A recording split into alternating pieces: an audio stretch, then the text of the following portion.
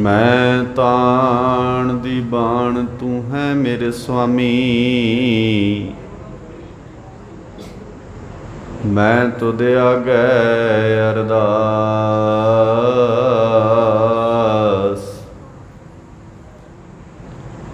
मैं होर थां नाही जिस पह करों बिनंती,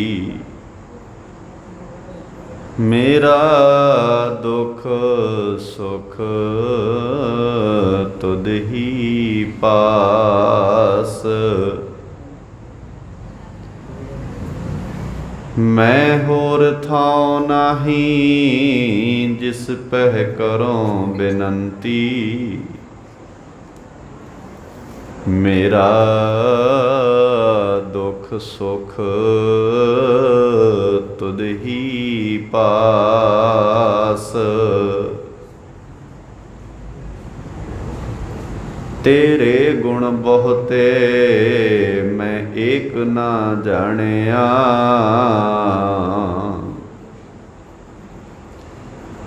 मैं मूर्ख किछ दीजै। प्रणवत नानक सुन मेरे साहिबा, डुबदा पत्थर लीजै।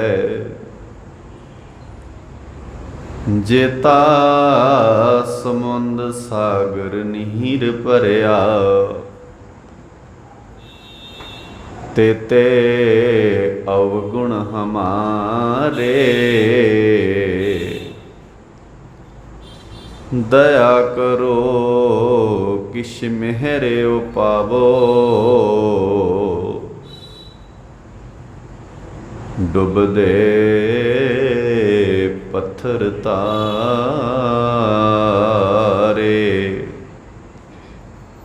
सारे करियो कृपा एक बार। दया करो किश मेहरे पावो, डुबदे डुबदे पत्थर तारे।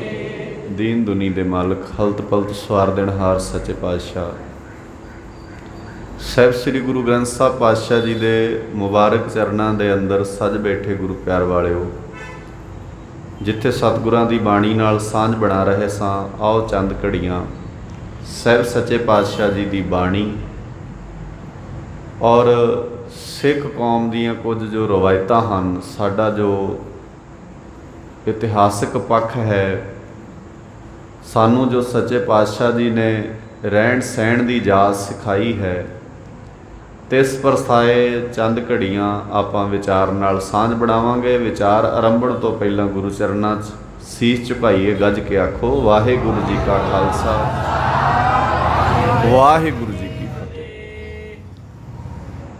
ਸਾਡੇ ਕੋਲ ਧਰਮ ਦੇ ਮਾਰਗ 'ਤੇ ਚੱਲਣ ਲਈ ਜਿੱਥੇ ਸਾਹਿਬ ਸੱਚੇ ਪਾਤਸ਼ਾਹ ਜੀ ਦੀ ਬਾਣੀ ਹੈ, ਜਿਸ ਦਾ ਕੋਈ ਵੀ ਕਿਸੇ ਚੀਜ਼ ਨਾਲ ਮੁਕਾਬਲਾ ਕਰਨਾ ਜਾਂ ਕਿਸੇ ਨਾਲ ਉਪਮਾ ਦੇਣੀ, ਕਿਸੇ ਨਾਲ ਤਰਜੀਹ ਦੇਣੀ, ਸ਼ਾਇਦ ਐਸਾ ਕੁਝ ਵੀ ਨਹੀਂ ਹੈ ਜਿਹਦੇ ਨਾਲ ਅਸੀਂ ਗੁਰੂ ਗ੍ਰੰਥ ਸਾਹਿਬ ਪਾਤਸ਼ਾਹ ਜੀ ਦੇ ਕੰਪੈਰੀਜ਼ਨ, ਉਹਦੇ ਮੁਕਾਬਲੇ 'ਤੇ ਕੋਈ ਗੱਲ ਕਰ ਸਕੀਏ। ਬੜੀ ਸੁੰਦਰ ਅਗਵਾਈ ਸਾਹਿਬ ਸੱਚੇ ਪਾਤਸ਼ਾਹ ਜੀ ਦੀ ਬਾਣੀ ਦਾ ਇੱਕ ਇੱਕ ਬੋਲ ਕਰਦਾ, ਔਰ ਉਹਦੇ ਨਾਲ ਨਾਲ ਇੱਕ ਅਹਿਮ ਗੱਲ ਜਿਹੜੀ ਜਿੱਥੇ ਬਾਣੀ ਸਾਡੀ ਅਗਵਾਈ ਕਰਦੀ ਹੈ, ਉੱਥੇ ਇੱਕ ਰਹਿਤ ਮਰਿਆਦਾ ਨਾਂ ਦਾ ਅਸੀਂ ਸਾਰੇ ਮਨਾਂ ਵਿੱਚ ਜਾਂ ਸਾਡੇ ਆਲੇ ਦੁਆਲੇ ਗੱਲ ਚੱਲਦੀ ਰਹਿੰਦੀ ਹੈ। ਅਕਾਲ ਤਖਤ ਵੱਲੋਂ ਪੰਥ ਪ੍ਰਵਾਨਿਤ ਰਹਿਤ ਮਰਿਆਦਾ, ਤੇ ਰਹਿਤ ਮਰਿਆਦਾ ਵਿੱਚ ਕੁਝ ਜ਼ਰੂਰੀ ਗੱਲਾਂ ਸਿੱਖ ਦੀ ਜ਼ਿੰਦਗੀ ਨਾਲ, ਸਾਡੇ ਰੋਜ਼ਮਰਾ ਦੀ ਜ਼ਿੰਦਗੀ ਨਾਲ ਸੰਬੰਧਿਤ ਉਹਦੇ 'ਚ ਦਰਜ ਕੀਤੀਆਂ ਹਨ। ਜਦੋਂ ਬਹੁਤ ਸਾਰੀਆਂ ਗੱਲਾਂ ਅਸੀਂ ਰਹਿਤ ਮਰਿਆਦਾ 'ਚੋਂ ਪੜ੍ਹਦੇ ਹਾਂ, ਅਤੇ ਉੱਥੇ ਸਾਨੂੰ ਦੋ ਚੀਜ਼ਾਂ ਜਿਹੜੀਆਂ ਨੇ ਉਹ ਬੜੇ ਧਿਆਨ ਨਾਲ ਔਰ ਬੜੀ ਬਰੀਕੀ ਨਾਲ ਵੇਖਣ ਨੂੰ ਮਿਲਦੀਆਂ। ਉਹ ਹੈ ਰਹਿਣੀਆਂ। ਦੋ ਤਰ੍ਹਾਂ ਦੀ ਰਹਿਣੀ ਦਾ ਜ਼ਿਕਰ ਰਹਿਤ ਮਰਿਆਦਾ 'ਚ ਆਉਂਦਾ ਹੈ। ਇੱਕ ਰਹਿਣੀ ਹੈ ਸ਼ਖਸੀ, ਇੱਕ ਹੈ ਪੰਥਕ। ਹਾਲਾਂਕਿ ਰਹਿਤ ਮਰਿਆਦਾ ਦਾ ਬਹੁਤਾ ਹਿੱਸਾ ਸ਼ਖਸੀ ਰਹਿਣੀ ਦਾ ਪਾਰਟ ਹੈ। ਜ਼ਿਆਦਾਤਰ ਰਹਿਤ ਮਰਿਆਦਾ ਵਿੱਚ ਸ਼ਖਸੀਅਤ ਦਾ ਜ਼ਿਕਰ ਕੀਤਾ ਹੈ ਵੀ ਅਸੀਂ ਪਰਸਨਲ ਤੌਰ 'ਤੇ ਆਪਣੀ ਸ਼ਖਸੀਅਤ ਨੂੰ ਕਿਵੇਂ ਸੰਸਾਰ ਦੇ ਅੰਦਰ ਉਸ ਮਾਰਗ 'ਤੇ ਤੋਰ ਸਕਦੇ ਹਾਂ ਜਿਹਦੇ 'ਤੇ ਸਾਹਿਬ ਸੱਚੇ ਪਾਤਸ਼ਾਹ ਜੀ ਦੀ ਬਾਣੀ ਸਾਡੀ ਅਗਵਾਈ ਕਰਦੀ ਹੈ। ਔਰ ਇੱਕ ਉਹਦੇ ਵਿੱਚ ਦੂਜਾ ਹਿੱਸਾ ਹੈ ਅਖੀਰ 'ਤੇ ਜਾ ਕੇ ਉਹ ਪੰਥਕ ਰਹਿਣੀ। ਮਨੁੱਖ ਨੇ ਜਦੋਂ ਦੀ ਸੁਰਤ ਸੰਭਾਲੀ ਹੈ, ਜਦੋਂ ਦਾ ਮਨੁੱਖ ਹੋਸ਼ ਵਿੱਚ ਆਇਆ, ਇਹਦੇ ਦਿਮਾਗ ਵਿੱਚ ਕੁਝ ਨਾ ਕੁਝ ਚੱਲਦਾ ਰਹਿੰਦਾ। ਸਾਡੇ ਸਾਰਿਆਂ ਦੇ ਦਿਮਾਗ 'ਚ ਚੱਲਦਾ, ਮੇਰੇ ਵੀ ਚੱਲਦਾ, ਤੁਹਾਡੇ ਵੀ ਚੱਲਦਾ। ਔਰ ਉਸ ਦਿਮਾਗ ਦੀ ਕਾਢ ਨੇ ਬਹੁਤ ਸਾਰੀਆਂ ਚੀਜ਼ਾਂ ਸੰਸਾਰ ਵਿੱਚ ਖੋਜੀਆਂ ਹਨ। ਉਹਦੇ ਵਿੱਚੋਂ ਇਹ ਧਰਮ ਦੀ ਚਰਚਾ ਵੀ ਬਹੁਤ ਕਰਦਾ ਹੈ। ਮਨੁੱਖ ਨੇ ਇੱਕ ਆਪਣੀ ਮੱਤ ਵਿੱਚੋਂ, ਆਪਣੀ ਬੁੱਧ ਵਿੱਚੋਂ, ਆਪਣੀ ਬਿਰਤੀ ਵਿੱਚੋਂ ਇੱਕ ਧਰਮ ਦੀ ਚਰਚਾ ਵੀ ਬਹੁਤ ਕੀਤੀ ਹੈ। ਇਸੇ ਕਰਕੇ ਧਰਮ ਦੀਆਂ ਕਿੰਨੀਆਂ ਹੀ ਤਰ੍ਹਾਂ ਦੀਆਂ ਪਛਾਣਾਂ ਹੋ ਗਈਆਂ, ਕਿੰਨੇ ਤਰ੍ਹਾਂ ਦੇ ਹੀ ਧਰਮ ਹੋ ਗਏ। ਹਾਲਾਂਕਿ ਜਦੋਂ ਬਾਣੀ ਪੜ੍ਹਦੇ ਹਾਂ ਤੇ ਮਹਾਰਾਜ ਸੱਚੇ ਪਾਤਸ਼ਾਹ ਜੀ ਨੇ ਇੱਕ ਧਰਮ ਦੀ ਗੱਲ ਕੀਤੀ ਹੈ। ਔਰ ਜਦੋਂ ਅਸੀਂ ਸੰਸਾਰ ਦਾ ਸਾਹਿਤ ਵੇਖਦੇ ਹਾਂ, ਇਤਿਹਾਸ ਵੇਖਦੇ ਹਾਂ, ਅਸੀਂ ਧਰਮ ਗ੍ਰੰਥ ਵੇਖਦੇ ਹਾਂ, ਤੇ ਆਪਣੇ ਆਪ 'ਚ ਤੁਸੀਂ ਵੇਖੋ, ਜਦੋਂ ਧਰਮ ਗ੍ਰੰਥ ਅਸੀਂ ਕਹਿੰਦੇ ਹਾਂ ਇਹਦਾ ਮਤਲਬ ਹੈ ਧਰਮ ਦੇ ਗ੍ਰੰਥ ਨੇ, ਤੇ ਇਹਦਾ ਮਤਲਬ ਹੈ ਜਿੰਨੇ ਧਰਮ ਗ੍ਰੰਥ ਨੇ ਉਨੇ ਤਰ੍ਹਾਂ ਦੇ ਧਰਮ ਉਹਨਾਂ ਨੇ ਸੰਸਾਰ 'ਤੇ ਦੱਸੇ ਹੋਣਗੇ। ਔਰ ਐਸਾ ਹੋਇਆ ਵੀ ਹੈ।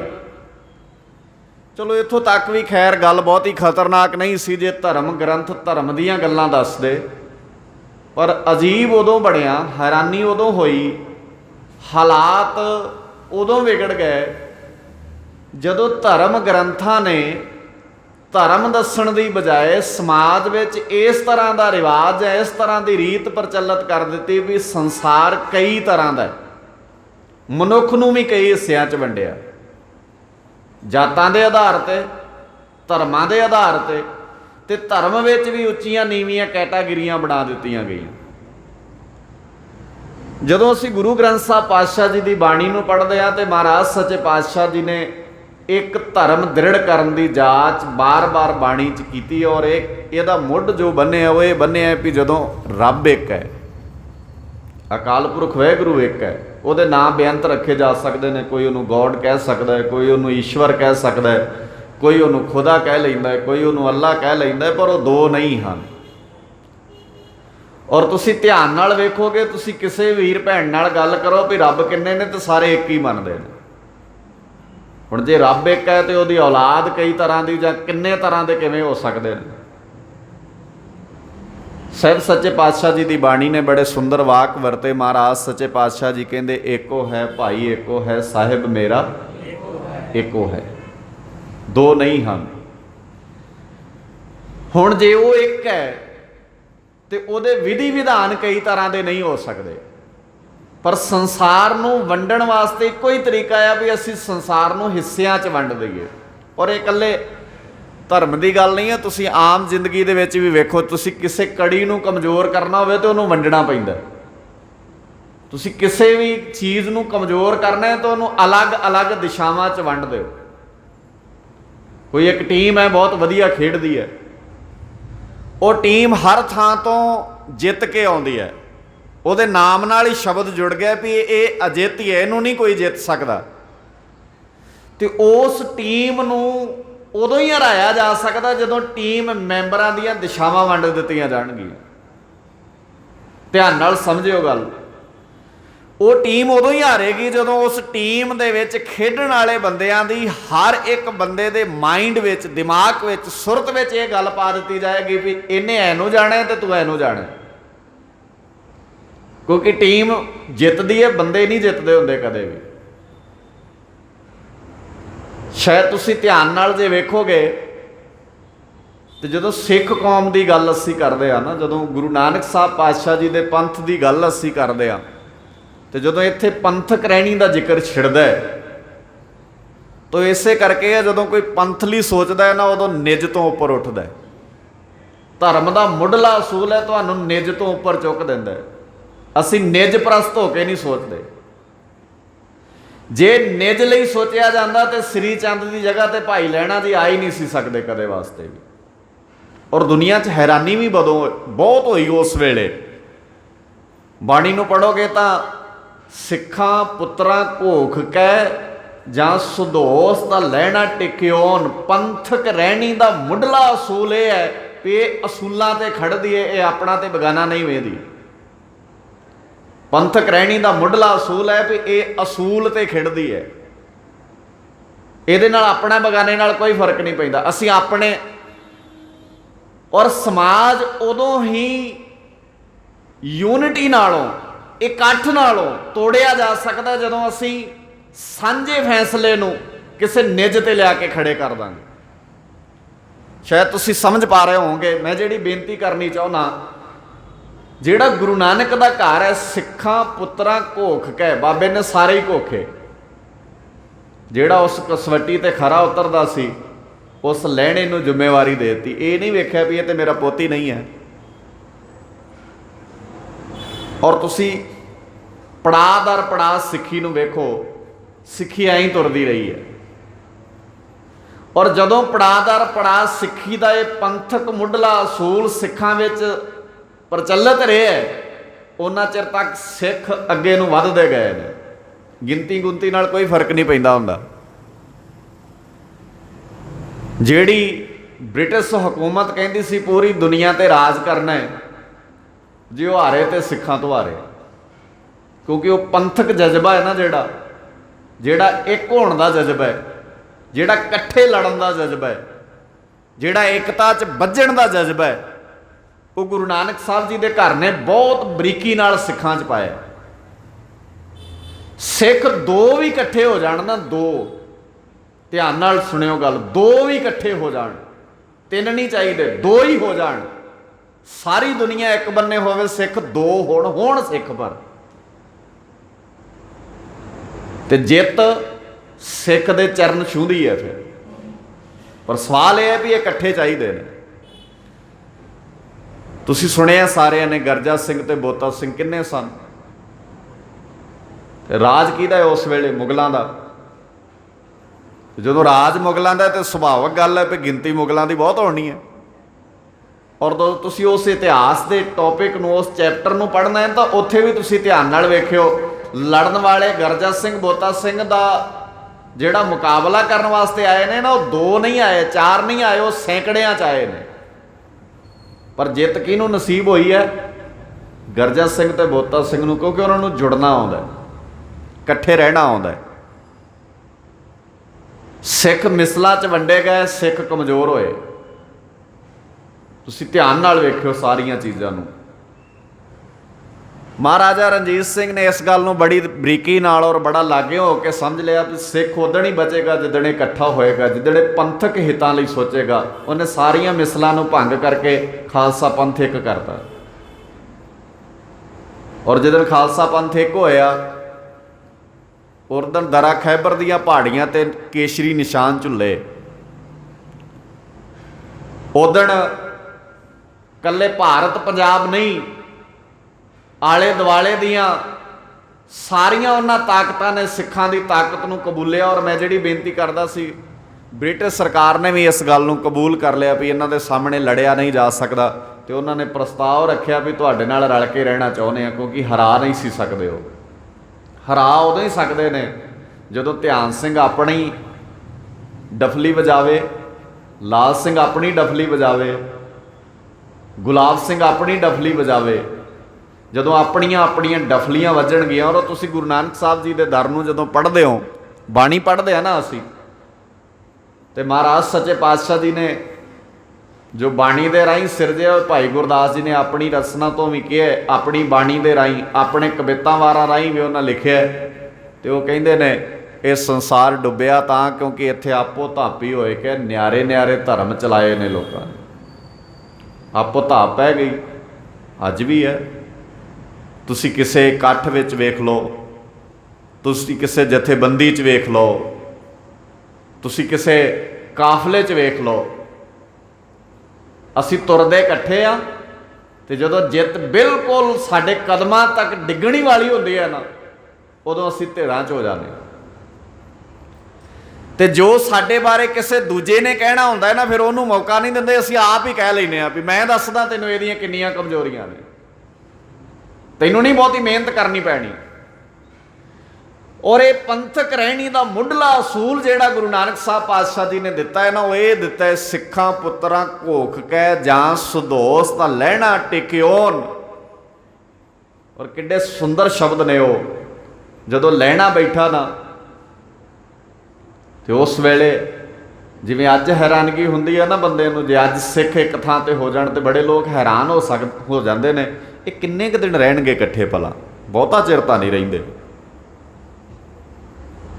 ਤੁਸੀਂ ਵੇਖਿਓ ਕਦੀ ਸਿੱਖ ਇਕੱਠੇ ਹੋਣ ਲੱਗ ਜਾਣ ਤੇ ਲੋਕ ਚਰਚਾ ਛੇੜਨ ਲੱਗ ਜਾਂਦੇ ਨੇ, ਬਹੁਤਾ ਚਿਰ ਨਹੀਂ ਰਹਿਣੇ। ਤੁਸੀਂ ਵੇਖਿਓ ਉਹ ਪਤਾ ਨਹੀਂ ਗਰਜਾ ਸਿੰਘ ਬੋਤਾ ਸਿੰਘ ਵਾਲੀ ਗੱਲ ਨੂੰ, ਉਹ ਪਤਾ ਨਹੀਂ ਸਰਹੰਦ ਦੀਆਂ ਨੀਹਾਂ 'ਚ ਸਾਹਿਬਜ਼ਾਦਿਆਂ ਵਾਲੀ ਗੱਲ ਨੂੰ, ਉਹ ਪਤਾ ਨਹੀਂ ਭਾਈ ਲਹਿਣਾ ਜੀ ਵਾਲੀ ਗੱਲ ਨੂੰ ਕਿਉਂ ਚੇਤੇ ਨਹੀਂ ਕਰਦੇ। ਪਤਾ ਨਹੀਂ ਕਿਹੜਾ ਉਹਨਾਂ ਦੇ ਜੇਨ 'ਚ ਇਤਿਹਾਸ ਲੋਕਾਂ ਨੇ ਬਿਠਾ ਦਿੱਤਾ ਵੀ ਇਹ ਬਹੁਤਾ ਚਿਰ ਇਕੱਠੇ ਨਹੀਂ ਰਹਿ ਸਕਦੇ, ਕਿਉਂਕਿ ਵਰਕ ਹੀ ਇਹਦੇ ਤੇ ਜ਼ਿਆਦਾ ਹੋਇਆ, ਕੰਮ ਹੀ ਇਹਦੇ ਤੇ ਜ਼ਿਆਦਾ ਹੋਇਆ। ਸਿੱਖ ਅੱਡ ਅੱਡ ਕਿੱਦਾਂ ਹੁੰਦੇ ਨੇ ਦੁਨੀਆ ਬਹੁਤ ਦੱਸਦੀ ਹੈ, ਸਿੱਖ ਇਕੱਠੇ ਕਿੱਦਾਂ ਹੁੰਦੇ ਨੇ ਇਹਦੇ ਤੇ ਚਰਚਾ ਕਿੱਥੇ ਹੁੰਦੀ ਹੈ। ਤੁਸੀਂ ਕਦੀ ਵੇਖਿਓ ਧਿਆਨ ਨਾਲ। ਤੇ ਮੈਂ ਜਿਹੜੀ ਬੇਨਤੀ ਕਰਦਾ ਸੀ, ਪੰਥਕ ਰਹਿਣੀ ਦਾ ਮੁੱਢਲਾ ਅਸੂਲ ਹੈ ਜਿਹੜਾ, ਹਾਲਾਂਕਿ 5 ਉਹਦੇ 'ਚ ਵਿਸ਼ੇ ਵੱਡੇ ਨੇ ਅਲੱਗ-ਅਲੱਗ, ਅਸੀਂ ਸਭ ਤੋਂ ਮੁੱਢਲੀ ਅਸੂਲ ਦੀ ਜਿਹੜੀ ਗੱਲ ਕਰਦੇ ਆ ਉਹਨੂੰ ਬੜੇ ਧਿਆਨ ਨਾਲ ਜਦੋਂ ਅਸੀਂ ਵੇਖਾਂਗੇ, ਅਸੀਂ ਬਰੀਕੀ ਨਾਲ ਉਹ ਗੱਲ ਵੇਖਾਂਗੇ ਤੇ ਸਾਨੂੰ ਸਮਝ ਲੱਗੇਗੀ ਸਿੱਖ ਉਦਣ ਬਚਣਗੇ ਜਿੱਦਣ ਇੱਕ ਹੋਣਗੇ, ਇਕੱਠੇ ਹੋਣਗੇ, ਇੱਕ ਪਲੇਟਫਾਰਮ ਤੇ ਹੋਣਗੇ। ਤੇ ਉਹ ਕੋਈ ਨਵਾਂ ਪਲੇਟਫਾਰਮ ਸਿਰਜਣ ਦੀ ਲੋੜ ਨਹੀਂ ਹੈ। ਉਹ ਕਿਹੜਾ ਪਲੇਟਫਾਰਮ ਹੋਏਗਾ? ਅੱਜ ਜਿੱਥੇ ਬੈਠੇ ਆ ਨਾ ਅਸੀਂ, ਹੋਏ ਇਕੱਤਰ ਮਿਲੋ ਮੇਰੇ ਭਾਈ, ਇਹ ਇਹੀ ਪਲੇਟਫਾਰਮ ਹੈ। ਇੱਥੇ ਹੀ ਸਿੱਖ ਇਕੱਠਾ ਹੋ ਸਕਦਾ। ਇਸ ਬਾਪੂ ਦੀ ਗੋਦ ਵਿੱਚ ਆਣ ਕੇ ਕਿਸੇ ਨੂੰ ਵੀ ਨਹੀਂ ਲੱਗਣਾ ਚਾਹੀਦਾ ਕਿਹੜੀ ਜਥੇਬੰਦੀ, ਕਿਹੜੀ ਜਾਤ, ਕਿਹੜੀ ਬਿਰਾਦਰੀ, ਕਿਹੜਾ ਮਜ਼ਹਬ, ਕਿਹੜਾ ਰੰਗ, ਕਿਹੜੀ ਗਰੀਬੀ, ਕਿਹੜੀ ਅਮੀਰੀ। ਇਹੋ ਹੀ ਤੇ ਥਾਂ ਜਿੱਥੇ ਸਾਰਾ ਕੁਝ ਸਾਨੂੰ ਬੈਲੈਂਸ ਕਰ ਦਿੰਦਾ। ਔਰ ਇਹ ਪੰਥ ਦਾ ਅਸੂਲ ਹੈ। ਔਰ ਜਦੋਂ ਪੰਥ ਇਹਨਾਂ ਅਸੂਲਾਂ ਤੇ ਕੰਮ ਕਰਦਾ ਸੀ ਨਾ, ਮੈਂ ਕਲਾਸ ਦੌਰਾਨ ਵੀ ਗੱਲ ਕਰਦਾ ਸੀ ਤੁਹਾਡੇ ਨਾਲ ਵੀ ਹਾਲਾਤ ਵੇਖੋ ਕਿੱਦਾਂ ਦੇ। ਜਦੋਂ ਪੰਥ ਜਿਉਂਦਾ ਸੀ ਨਾ, ਉਦੋਂ ਪੰਥ ਦੀ ਇੱਕ ਸ਼ਖਸੀਅਤ, ਇੱਕ ਪੰਥ ਦਾ ਬੰਦਾ, ਇੱਕ ਪੰਥ ਦਾ ਨੁਮਾਇੰਦਾ, ਇੱਕੋ ਹੀ ਪੰਥ ਦਾ ਬੰਦਾ ਜਿਹੜਾ ਪੰਥ ਦਾ ਹਿੱਸਾ ਲੱਗਦਾ ਸੀ, ਜਿਹਦੇ ਸਿਰ ਤੇ ਦਸਤਾਰ ਹੁੰਦੀ, ਜਿਸ ਜਗ੍ਹਾ ਤੇ ਜਾ ਕੇ ਖਲੋ ਜਾਂਦਾ ਸੀ ਨਾ, ਸਾਰਾ ਕੋਚ ਟ੍ਰੇਨ ਦਾ, ਸਾਰਾ ਡੱਬਾ ਟ੍ਰੇਨ ਦਾ ਗੈਰ ਸਿੱਖਾਂ ਨਾਲ ਭਰਿਆ ਹੁੰਦਾ। ਇੱਕ ਸਿੱਖ ਉਸ ਟ੍ਰੇਨ ਵਿੱਚ ਬਹਿ ਜਾਂਦਾ, ਇੱਕ ਸਿੱਖ ਉਹਦੇ 'ਚ ਸਫ਼ਰ ਕਰਨ ਲਈ ਚੜ੍ਹਦਾ। ਅਜੇ ਉਹਦੇ ਸਾਰੇ ਪੂਰੀ ਮਤਲਬ ਪਲੈਨਿੰਗ ਨਾਲ, ਜਾਂ ਇੰਝ ਕਹਿ ਲਓ ਉਹ ਪੂਰੀ ਤਰ੍ਹਾਂ ਨਾਲ ਅਜੇ ਟ੍ਰੇਨ ਵਿੱਚ ਨਹੀਂ ਸੀ ਆਉਂਦਾ। ਇੱਕ ਪੈਰ ਟ੍ਰੇਨ ਵਿੱਚ ਰੱਖਦਾ ਸੀ ਨਾ, ਤੇ ਬਾਕੀ ਸਾਰੇ ਕਹਿੰਦੇ ਸੀ ਸਾਵਧਾਨ ਹੋ ਜਾਓ, ਪੰਥ ਆ ਗਏ। ਜੇ ਕਿਸੇ ਦੇ ਹੱਥ ਵਿੱਚ ਬੀੜੀ ਹੋਣੀ, ਸੁੱਟ ਦੇਣੀ ਉਹਨੇ। ਜੇ ਕਿਸੇ ਦੀ ਜੇਬ ਵਿੱਚ ਤੰਬਾਕੂ ਦੀ ਪੁੜੀ ਦਿਸਣੀ ਤੇ ਉਹਨੇ ਫਟਾਫਟ ਲੁਕਾ ਲੈਣੀ ਵੀ ਪੰਥ ਆ ਗਏ। ਔਰ ਜਿੰਨਾ ਚਿਰ ਤੱਕ ਸਿੱਖ ਨੇ ਟ੍ਰੇਨ ਵਿੱਚ ਰਹਿਣਾ, ਕਿਸੇ ਦੀ ਜ਼ਰੂਰਤ ਨਹੀਂ ਸੀ ਪੈਂਦੀ ਵੀ ਉਹ ਬੀੜੀ ਕੱਢ ਸਕੇ, ਉਹ ਤੰਬਾਕੂ ਵਾਲੀ ਪੁੜੀ ਕੱਢ ਸਕੇ। ਔਰ ਜਦੋਂ ਪੰਥ ਨਾ ਰਿਹਾ ਤੇ ਅੱਜ ਹਾਲਾਤ ਇਹ ਬਣ ਗਏ, ਅਗਲੇ ਬੀੜੀ ਪੀ ਕੇ ਤੁਹਾਡੇ ਤਖਤ ਤੇ ਸੁੱਟ ਗਏ ਨੇ, ਕਿਉਂਕਿ ਪੰਥ ਨਹੀਂ ਨਾ ਹੋ ਰਿਹਾ। ਤੁਸੀਂ ਹੁਣ ਇਹ ਧਿਆਨ ਨਾਲ ਵੇਖਿਓ ਵੀ ਇੱਕ ਬੰਨੇ ਇੱਕ ਵਿਸ਼ੇਸ਼ ਵਿਅਕਤੀ ਜਿਹਦੇ ਸਿਰ ਤੇ ਸਿਰਫ ਦਸਤਾਰ ਸਜੀ ਹੋਵੇ, ਇਹ ਵੀ ਨਹੀਂ ਸੀ ਵੇਖਦੇ ਵੀ ਇਹ ਬਾਣੀ ਬਾਰੇ ਕਿੰਨਾ ਕੁ ਜਾਣਦਾ ਹੋਣਾ ਹੈ, ਇਹ ਅੰਮ੍ਰਿਤਧਾਰੀ ਹੈ ਜਾਂ ਨਹੀਂ, ਇਹਨੇ ਖੰਡੇ ਬਾਟੇ ਦੀ ਪੌਲ ਲਈ ਹੈ, ਜਿਹਦੇ ਸਿਰ ਤੇ ਦਸਤਾਰ ਦਿਸ ਜਾਣੀ ਨਾ, ਤੇ ਸਾਰੀ ਟ੍ਰੇਨ ਨੇ ਐ ਫੀਲ ਕਰਨਾ ਵੀ ਪੰਥ ਆ ਗਏ। ਤੇ ਅੱਜ ਜਿੱਥੇ ਸਾਰਾ ਪੰਥ ਇਕੱਠਾ ਹੋਇਆ, ਉੱਥੇ ਕੋਈ ਗੈਰ ਬੰਦਾ ਆਣ ਕੇ ਬੀੜੀ ਪੀ ਕੇ ਸੁੱਟ ਜਾਂਦਾ ਹੈ, ਤੇ ਸਾਨੂੰ ਅੰਦਾਜ਼ਾ ਲਾਉਣਾ ਚਾਹੀਦਾ ਅਸੀਂ ਖੜੇ ਕਿੱਥੇ ਆ। ਫਿਰ ਸੁੱਟ ਕੇ ਆਰਾਮ ਨਾਲ ਹੀ ਚਲਾ ਜਾਂਦਾ। ਪਤਾ ਨਹੀਂ ਸਾਡੇ ਬੰਦੇ ਕੀ ਕਰਦੇ ਸਨ ਉੱਥੇ। ਉਹਨਾਂ ਦਾ ਧਿਆਨ ਸ਼ਾਇਦ ਇਸੇ 'ਚ ਹੀ ਰਹਿੰਦਾ ਵੀ ਗੋਲਕ 'ਚ ਕਿੰਨੇ ਪਾਏ ਨੇ, ਜਿਹਨੇ ਵੱਡੇ ਨੋਟ ਪਾਏ ਨੇ ਉਹਨਾਂ ਨੂੰ ਸਰੋਪਾ ਦੇਣਾ, ਬਾਕੀ ਜੋ ਕਰਦਾ ਕਰਨ ਦਿਓ। सो पंथ ने अपने मुढ़ले असूल छड्डे ने। पंथ जिहड़ा है ना, जदों असीं पंथ की गल करदे हां तां इन्हां सारियां चीज़ां नूं बड़े ध्यान नाल गुरु के प्यार वाले समझना हुंदा है। और असीं इन्हां सारियां चीज़ां नूं समझदे हां जदों इस राह ते चलांगे तो बाबे की बाणी दे बोल चेते रखियो, दुनियाई आखे के क्यों ने की हो गया। दुनिया के बंदे दे सच्ची अखां टिड्डियां रह जांदियां। मैं एक बार बेनती की सी, दाढ़ी रखी, सिर ते पग बधी एक वीर नूं किसे यूरोप कंट्री के बच्चे ने वेख्या। उन्हें सिर ते उहदे पग बझी सी, मूँह ते दाढ़ी सी। यूरोप का छोटा जिहा बच्चा अपनी माँ नाल सफ़र करता सी। वो पुछदा है, माँ आ जिहड़े बंदे ने इन्हां दे मूँह ते किड्डे वाल ने, ते जदों समोकिंग करते हैं, नशा करते हैं, बीड़ी सिगरट पींदे ने, इन्हां दे केसां नूं अग नहीं लगती। और बच्चे नूं नहीं सी पता भी ये किदां दे लोग ने। तो उस माँ ने कहा, बच्चे ऐ नहीं बोलीदा, ये नशा नहीं करते। और वो बच्चा बड़ा हैरान होया भी ऐसी भी कोई दुनिया च कौम है जिहड़ी नशा ही नहीं करती। इदां दे भी बंदे हुंदे ने दुनिया के अंदर। तो माँ ने कहा, हाँ, ये सिर ते दस्तार वाले, केस दाड़ियां वाले नशा नहीं करते। कि अज ये गल असीं ऐलानिया कह सकते हैं भी केस दाड़ियां ते पग्गां वाले नशे नहीं करते? अज तो नहीं कह सकते। और वो माँ जिहड़ी सिखां दे घर कोई जम्मी पली नहीं है, किते 7 समुंदर पार होने, सिखां बारे किन्ना कुछ सुनिया होना, सिखां दी वो धी नहीं है, पर वो कहंदी ये नशा नहीं करते। बच्चा बड़ा हैरान होया और उन माँ नूं कहंदा है, माँ सच्ची मुच्ची? कहंदी हाँ, ये नहीं करते नशा। और वो बच्चे ने अगला सवाल किया, माँ आपां सिख नहीं बन सकते? भी जे इहो ही शर्त है इन्हां दी भी जिहड़ा सिख हुंदा है वो नशा नहीं करता, तो अज दे युग विच जे कोई नशा ना करे तो इहदे नालों होर रब्बी बख्शिश जां रब दी प्राप्ति की हुंदी है? तो असीं सिख नहीं सज सकते। जां बच्चा कहंदा असीं इन्हां घर पैदा क्यों नहीं होए, असीं सिख क्यों नहीं हाँ? तो माँ ने कहा, पुत पैदा तो भावें नहीं होए पर आपां सिख बन सकते हैं। इस धर्म की, इस कम्यूनिटी की, इस पंथ की एक ये भी खूबी है भी जिहड़ा मर्जी चाहे इस पंथ विच शामिल हो सकता है।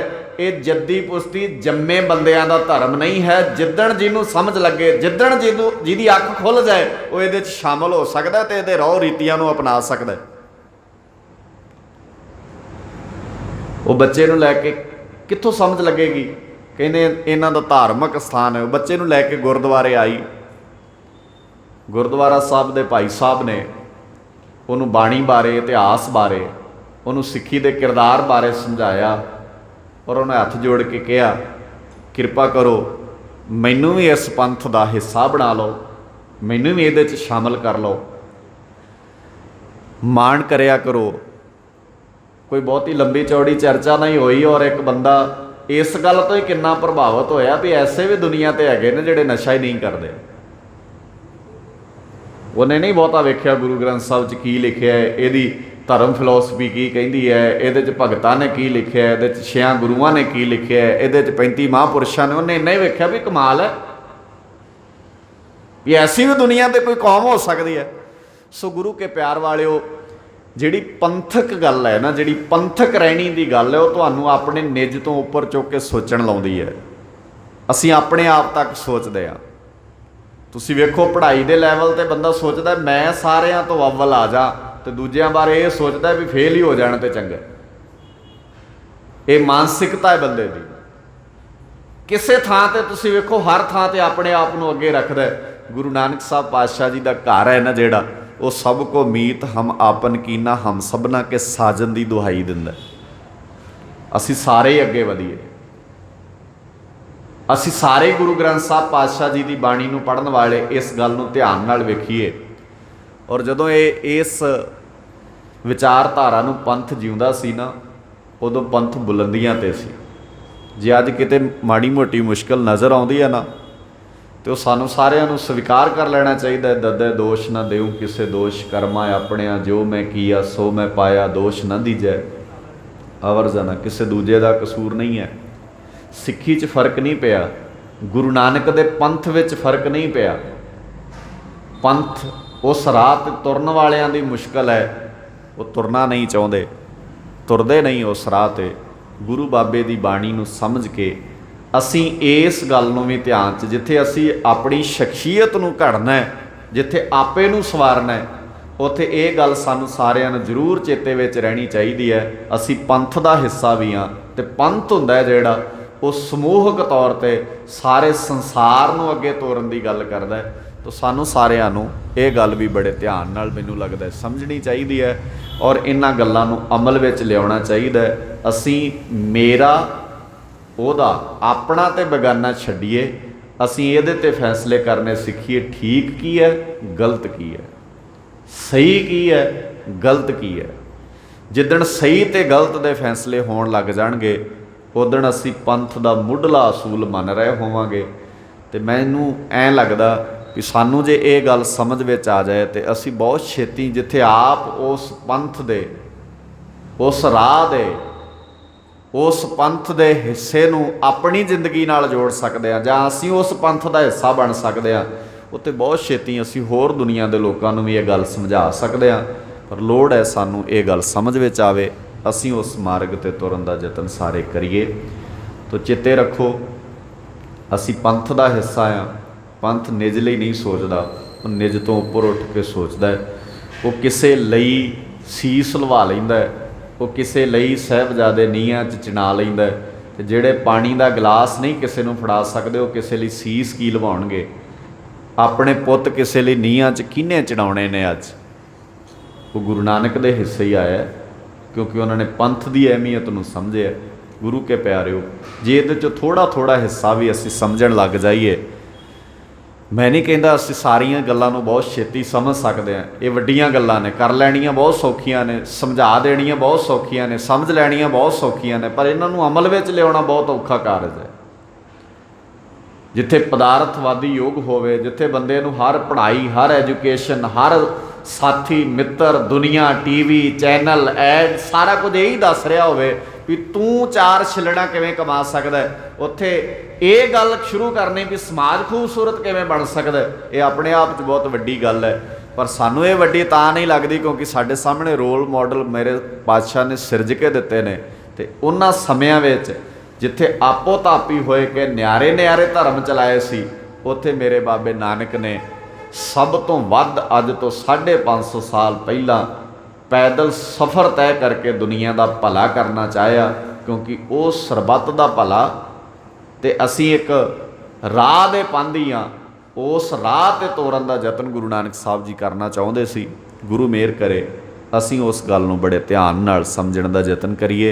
जिथे अपने आप नूं सवारना है, उत्थे गल कदे ना भुल्लीए असी पंथ का हिस्सा हाँ, ते पंथक रूप विच साडियां बनदियां जिम्मेवारियां सानूं सारिआं नूं थोड़ियां जिन्नियां निभा सकदे आ निभाउंदे रहना चाहिए। अपने परिवार जीआं टब्बर नालों उपर उठ के समाजिक तौर पर संसार नूं खूबसूरत बनाउण वास्ते भी सानूं सारिआं नूं यतनशील होना चाहिए। गुरु मेहर करे असी बाणी दे आशे मुताबक बाणी दे दस्से उपदेश ते चल सकीए। आप सारिआं दा धन्नवाद। भुलां चुका मेरियां शब्द कोई चंगे लगे होण मेरे नहीं, साहिबां दी बाणी दे समझ के हिरदे च वसा लैणे। जे कोई बोल ना फिट बैठा होवे वो मेरा समझ के माफ़ कर दिओ। प्यार सहित गुरु चरनां चुकाओ सीस, गज के आखो वाहिगुरू जी का खालसा वाहिगुरू जी की फतेह।